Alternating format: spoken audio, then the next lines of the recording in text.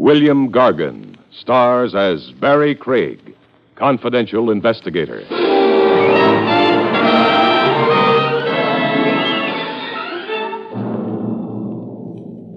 A tempestuous blonde wants a carefree Romeo to slow up and settle down. It isn't always sweet surrender. Not if she emphasizes her demands with hot lead.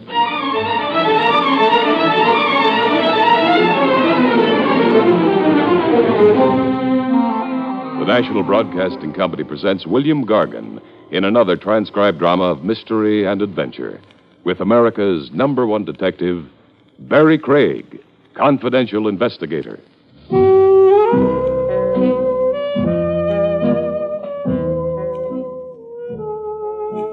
Barrie Craig speaking. In any national poll where voters were asked to elect the prize chump of 1955, I know one candidate who'd walk away with the title.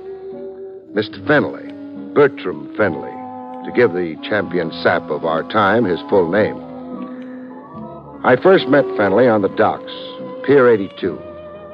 He'd phoned me very hush-hush to please meet him there. I found him on the pier, squatting on 2 beat-up valises, looking like he'd just come off the banana boat docked right behind him. He had, it turned out. I was on that boat, Mr. Craig, the Hilda May. I was in Honduras. That's in the Orient. Honduras is in Central America, Mr. Fenley. Oh, yes. Well, I mean Central America. A middle-aged man with fat cheeks and a mild look. So, what's your trouble, Mr. Fenley? Oh, my trouble is just the right word. I don't know how to begin to tell you. Well, there's a coffee pot across the street. Let's talk in there, huh?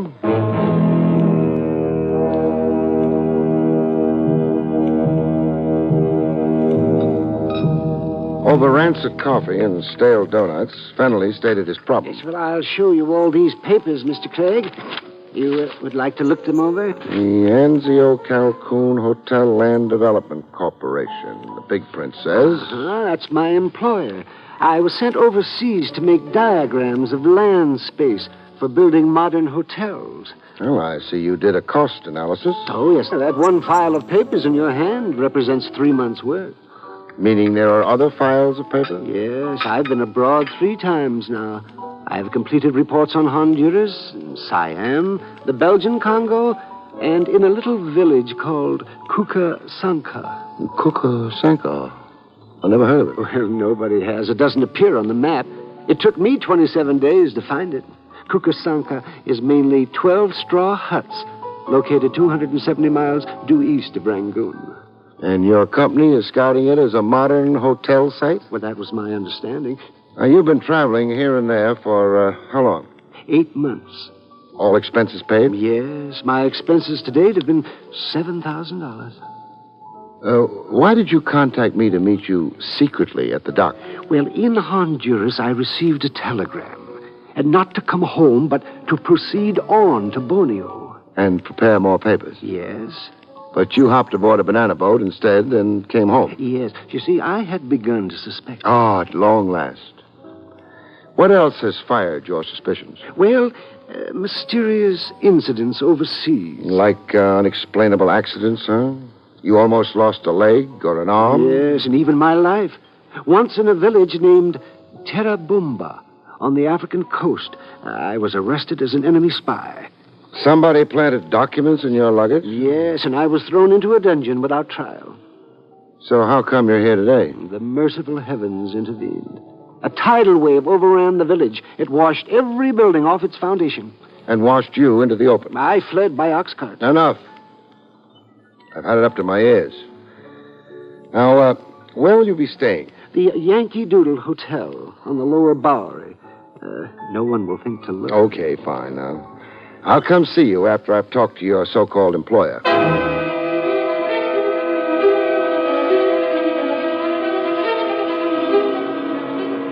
Back outside on the dock street, I got a dramatic insight into just how violent incidents kept dogging poor Fenley's footsteps. Crossing over to my jalopy, a black touring car came straight at us. It had curtains drawn like a hearse. Abreast of us, it sang a funeral requiem. A submachine gun. Fenley hit the dirt. We lay on the cobblestones, flatter than a couple of deflated pancakes. 60 seconds after the danger had passed, Fennelly was still speechless. I could say it was an attempt on your life, Fennelly. I can't see anybody machine-gunning the street just to be naughty. However, come on if we're going.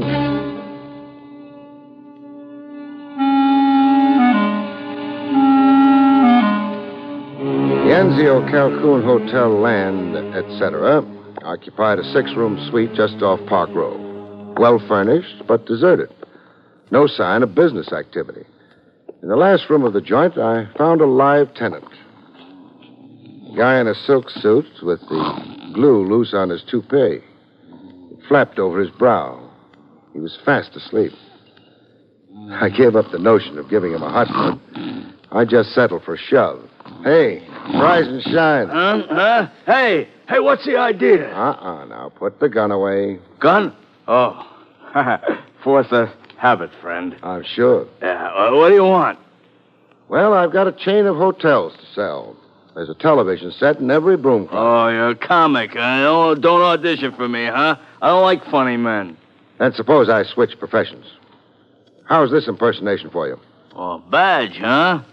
Well, you won't advance your career here, copper. We got nothing here to interest a private dick. 6 rooms and 20 desks and only 1 telephone. We've been retrenching. So fire Bertram Fennelly, why don't you? Fennelly's canned the minute he gets back from the Borneo assignment. But Fennelly didn't go to Borneo. No? Hey, we wired him to... Hey, how is it you know all about Fennelly to begin with, huh? It happens I'm representing him. Huh? Fennelly's here in New York? He is? Well, but that's going against his instructions. You wanted him to keep on wandering. Hey, wandering is his job with Enzio Calhoun. That's why he's on the company tab. To prepare reports on hotel sites, huh? Yeah. Now, where in creation to date has your company built a hotel? 1 hotel. Hey, now look, guy, we're set up legal. We're incorporated. Read that certificate on the wall. We got stock floating. 300,000 shares at $1 a throw. And that's only the first issue. We got big plans. So wipe that grin off your kisser, huh? Just what are the big plans? Hotels in out-of-the-way places and landing strips to every unit. No competition across the street like down in Miami. Now, you know our idea. Sounds screwy. What exactly are Fennelly's qualifications for scouting hotel sites for you? Hey, Fennelly was a big hotel keeper. That's why we put him on for us. Fennelly has the experience. And now I want to catch a little snooze, huh? One more thing. Your name? It's printed on the door. Cupie Marino. Cupie. Yeah, my old lady stuck me with the name. At the time, I was too little to argue.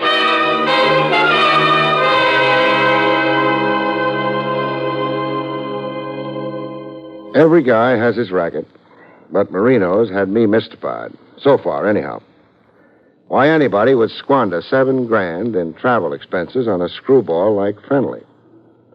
The evening papers added to the general confusion.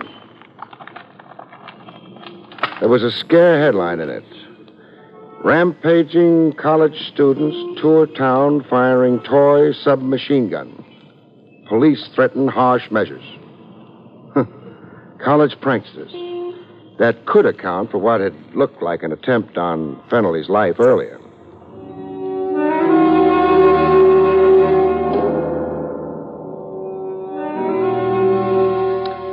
In the Yankee Doodle Hotel, Fennelly breathed a sigh of relief over the headline. Oh, my. Well, then the shooting wasn't meant for me. Or this could be a mere coincidence. But let's get down to meatier stuff. Yes. You saw Mr. Marino? I did. And your opinion of him? He draws a gun as regularly as ordinary men draw a breath. Am I then the victim of some hoax? Maybe so. Or maybe just a useful stooge. Traveling about and preparing paper reports so that Enzio Calhoun, etc., can lie about their big plans. A lie to whom? Sucker investors who read their stock investment prospectus. Big talk about their preliminary field operations. That's you, Fennelly. Their whole field staff. Oh, I see. Marino said you were a, quote, big hotel keeper, unquote, when he latched onto you. Now, how about that? Oh, well, it is a mite exaggerated. So shrink it to size, huh? Well, I ran a rooming house in Buxton Falls. Buxton Falls? Oh, out in Ohio, huh? Yes. Well, how big an operation was it? Come on now. No false modesty. 4 roomers. But I served ice cantaloupe for breakfast. Imagine. How did Marino get to know about you in the first place? An ad in the paper or something? No. I won a contest here in New York. How come? Well, I'll explain. Oh, I'm dying to hear. At home in Buxton Falls, this was. The telephone rang one night. It was New York, they said. And then somebody asked me something. Could I name 10 American presidents? You could, and you did, and you won a prize, the man said. Yes, a weekend in a big New York hotel, tickets to a Broadway show, a case of automobile polish, cufflinks. And stuff. Yeah, stuff, and an appearance on the radio. To do what? Recite President James Madison's inauguration speech. Which leads us to Marino. Yes, he telephoned me at the hotel where I was staying. Oh, he'd been much impressed with me on the radio, Mr. Marino said. And as a mighty hotel keeper, plus brain, did you want a job with Anzio, Calhoun, etc.? That's right, and I accepted at once. Oh, you would. Who produced the so-called show that changed the course of your previously humdrum existence? Why, Mr. Adrian Borislav. Located where? Well, the Advanced Theatrical Enterprises on Broadway, uptown. The Advanced Theatrical Enterprises, huh? What do you bet I find 6 deserted rooms and a hood snoozing on a sofa?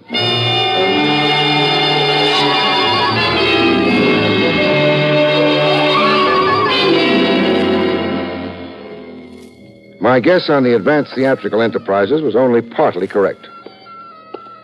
There were only 5 offices in this suite, and nobody in them. Hello, anybody?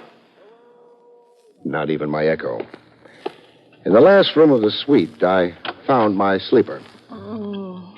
Nick. No hood this time out. A doll. A pretty face.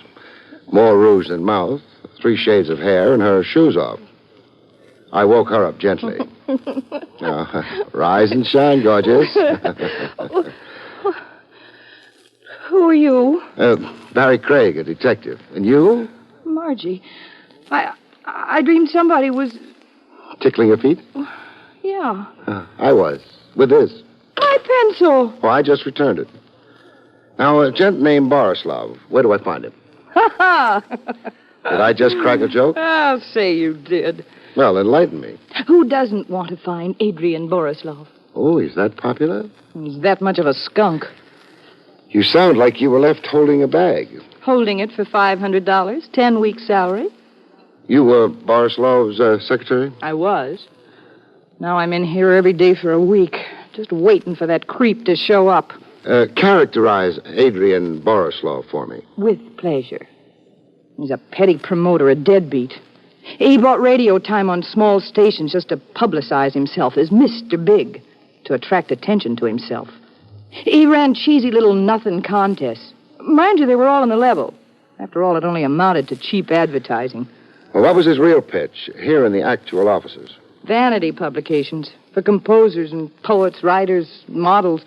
He'd skin 'em, but good. I see. And now Borislav of Advanced Theatricals has flown the coop. Go look at the unpaid bills on his desk. Deadbeat. My flesh is beginning to crawl, hanging around here. You got any more questions you'd like to ask me? I have. Then do it over a drink. Heavens to Hannah, do I need a drink.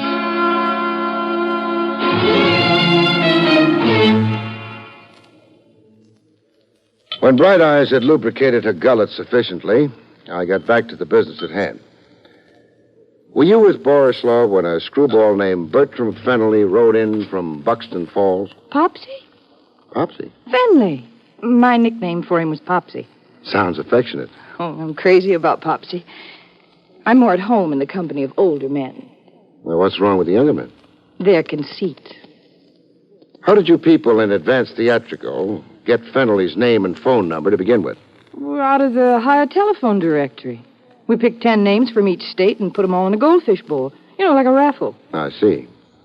There was nothing ever dishonest about Mr. Borislov's contests. Not the contests. I wonder. You wonder? Say, are you insinuating something? I'll keep it friendly. I'll shut up. Look, be unfriendly. I don't care. You're thinking something. Be a man and come on out with it. You hate me? I practically do already anyhow. So come out with it. All right. I think you were planted in that office, Doll, to sell me a line of bull. Account for Borislav in absentia. Call him foul names as you did, but steer me away from looking for him. Why, you cheap Temper.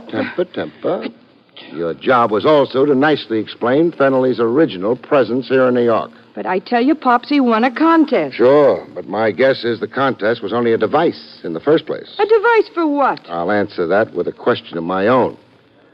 What's the tie-up between advanced theatricals and a setup called Anzio Calcoon? No answer, huh?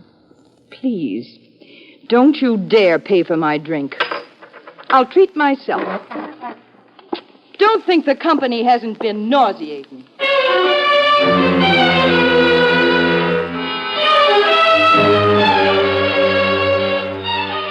Any blonde with saucer eyes and 3 lovely shades of hair who can't snare her man is a dead blonde awaiting burial. But Margie was alive, and Fennelly was willing. All of which led to new complications. Well, I've come to say goodbye, Mr. Craig. Where are you going? Well, frankly, I feel like such a fool. So talk like one. I'm going to Borneo. After all? But I'm afraid my misapprehensions about the Anzio Calcoon Hotel land development... Were all imaginary. Yes. Marino's been in touch with you, huh? Yes, he offered me a substantial increase in salary. And you snapped it up. Well, the fact is, I have personal reasons for going abroad this time. It promises to be very enjoyable. I can see. You can see? And smell. That cologne on you. Oh, a phantom lover. It's a toilet water. The axle grease in your hair. The snazzy new suit and the yellow pointed shoes. And that tea rose in your buttonhole. Why, Fennelly, you're a regular Beau Brummel. Well, thank you. And it all spells blonde to me. Margie, huh? The fact is, yes, we're engaged. To be married where? In Borneo. And why in Borneo? Margie, that's my fiancée, is rather incredibly romantic. Yes, I see. She wants to be married by a tribal chief. A tribe? Why, how did you guess? Oh, I took 9 easy lessons in mysticism. Now, how did you fall for it? Well, I'm not sure I shouldn't resent it. Fennelly, how dumb can you be? Can't you see this is only another maneuver to start you traveling? But why should anyone want me? That's the nub of it. Just why do people look on Bertram Fennelly as a necessary export? Now, Fennelly. Yes, Mr. Craig. Call quits on Marino and quit mooning over Margie. Margie's jackassing you. She, the disappeared Borislav, and Marino are all working together. Against you. Against me, but why? But why? And why is what we don't know yet. Go back to your hotel, Fennelly, and stay there. Incommunicado. You're a fish who snaps up at any bait. So don't see or talk to anybody. But I'm not going back to the Yankee Doodle Hotel, Mr. Craig. Why not? Because I'm going home. To human Buxton Falls, Mr. Craig. I have absolutely had more than I can stand.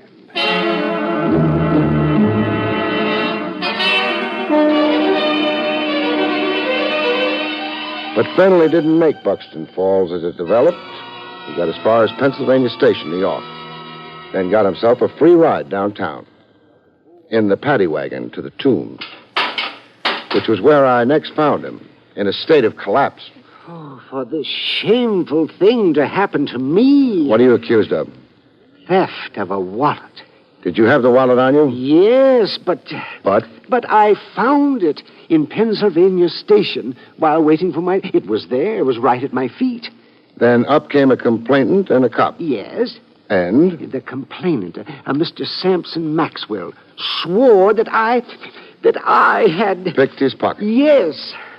Sampson Maxwell of the Borislav Marino Margie Combine. Fennelly, your middle name is Trouble. Oh, but it's an infamous lie. This tactic of the wallet adds a new wrinkle to the older pattern. Yes, but I don't understand. Up to now, I figured the idea was to keep you out of the country. Knocked off overseas, or failing that, anyhow, keep you traveling around. But now... Now I figure the idea is to mainly keep you out of Buxton Falls. Keep me from my hometown? Just as they lured you out of it. With that phony contest. Well, I'm confused. You were born confused. Forrest Love lured you away from Buxton Falls. Then Marino sent you overseas. Now Maxwell fixed it so you can't get home to Buxton Falls. He thinks. Yes, but what can all this mean? An idea is beginning to glimmer in this beautiful head of mine. We'll go into it, Fennelly, when I post bail for you.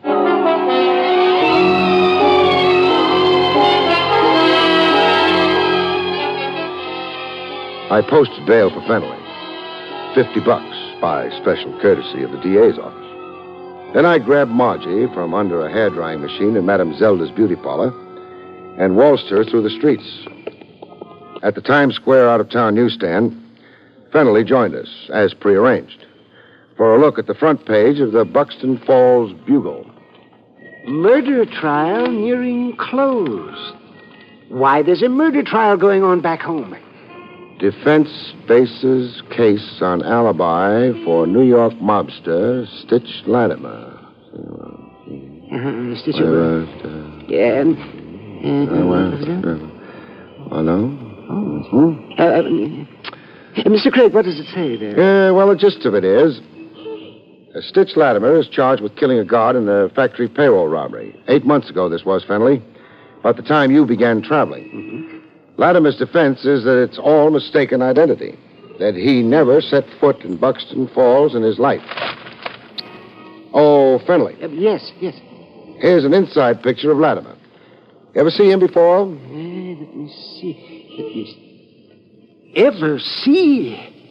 Why, yes, he roomed with me once. Overnight. He said he was a traveling salesman. Well, there's the why of your travels. You're the only man who can place Latimer in Buxton Falls at the time he was there. Probably casing the job he finally pulled. Oh, and the others? Marino, Borislov, and Maxwell? Latimer's boys. Trying to get him out from under. By keeping you out of Buxton Falls until the trial is over. Right, Margie? My mouth is sealed. Oh, that's too bad. What's too bad? Talk freely and you could cop a plea. Why take those rosy lips out of circulation for years? How bad is it for a girl in jail? No jukeboxes, tall drinks. Who cares? No hairdryers. I can live without. No, wolf whistles. As bad as that, huh? Mm-hmm. Oh, so who do I talk to? Where?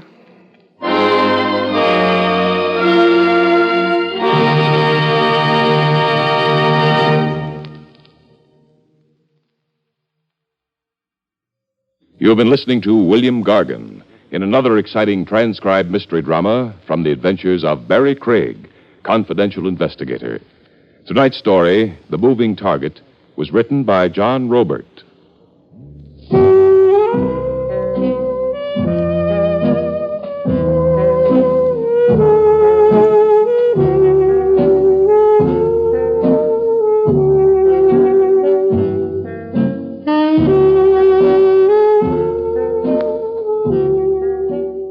Next week, it's the strange story, Hour of Reckoning, about which Barrie Craig has this to say. In Hour of Reckoning, a manicurist and a playboy find the rocky road to romance is a dead-end street when a certain ill-wisher contributes a corpse to the bride's trousseau.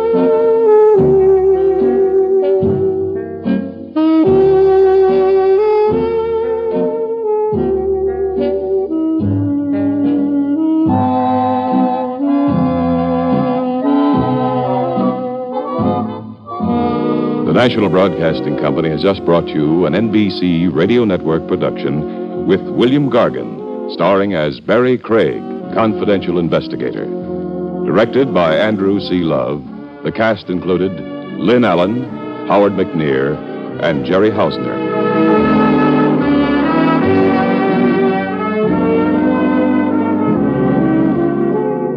Join Groucho Marx for You Bet Your Life tonight on the NBC Radio Network.